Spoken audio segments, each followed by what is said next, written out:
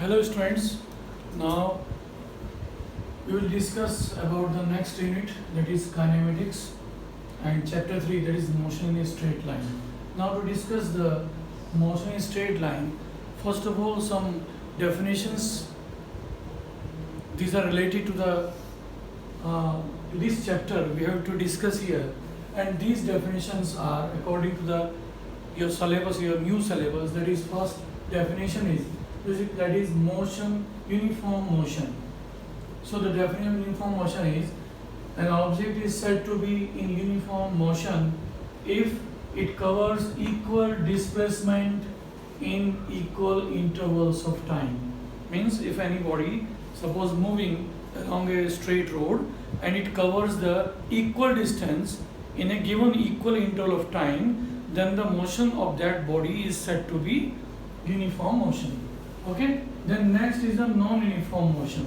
Non-uniform motion means it is just opposite to the uniform motion, in which the body is said to be in non-uniform motion if it covers unequal distances in equal intervals of time.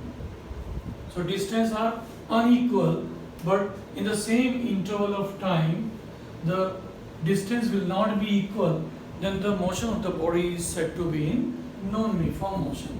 Now next definition in your syllabus, that is average speed.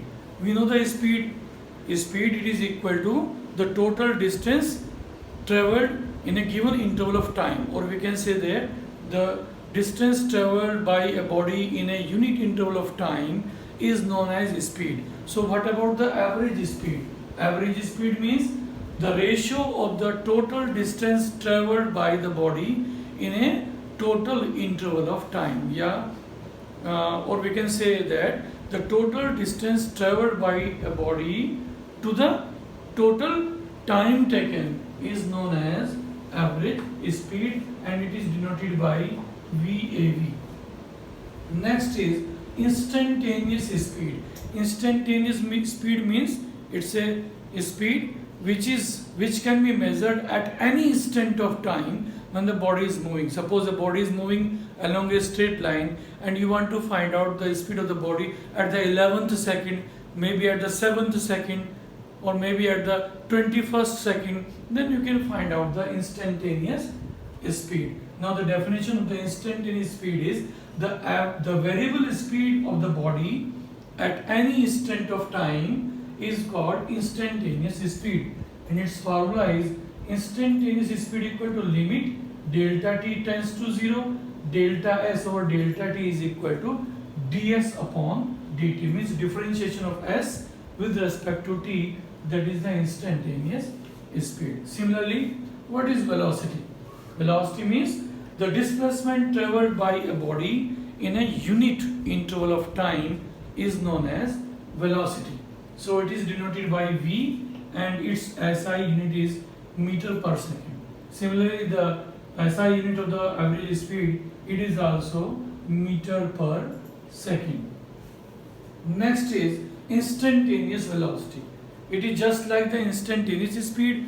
In the instantaneous speed, we have to find out the speed at any instant of time, but in instantaneous velocity, we have to find out the velocity at any instant of time, because in the velocity, when we calculate, we have to also find out the direction of the body. The body is moving in which direction.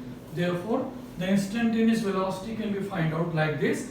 The velocity of a body at any instant of time is known as instantaneous velocity. So instantaneous velocity is always equal to limit delta t tends to 0, delta x upon delta t, and this formula in terms of differentiation can be written as dx over dt. So this is the formula of the instantaneous velocity. Next is acceleration. It's a new term there. What is acceleration? So the definition is the rate of change of velocity with respect to time is known as acceleration. The rate of change of velocity is also called acceleration, and it is denoted by A, and its formula is acceleration A equal to change in velocity, means dv over dt. the change in velocity with respect to time, that is known as acceleration, and its SI unit is meter per second square. Its SI unit is meter per second square. Now accelerations are of three types. Number one, positive acceleration. Number two, negative acceleration. And number three, zero acceleration. So in the number one, positive acceleration, when we draw the graph between the velocity and time, so we have to draw the graph like this in an XY plane. In that case, the graph is continuously going on in the upward direction.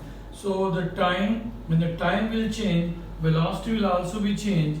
So from this graph, we can find out the positive acceleration. Similarly, in the negative acceleration, when we draw the graph between the velocity and time, so graph is going in downward direction.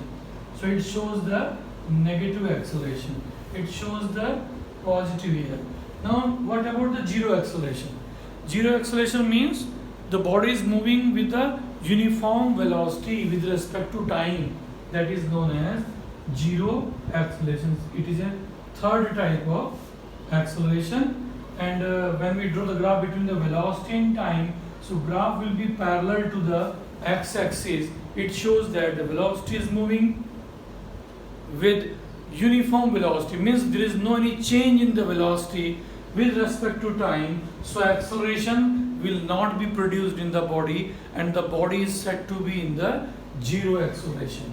Now some graphs can also be drawn in between the position and the time, that is known as position time graph for the positive acceleration and negative acceleration. So this is the graph. It's a very small graph here.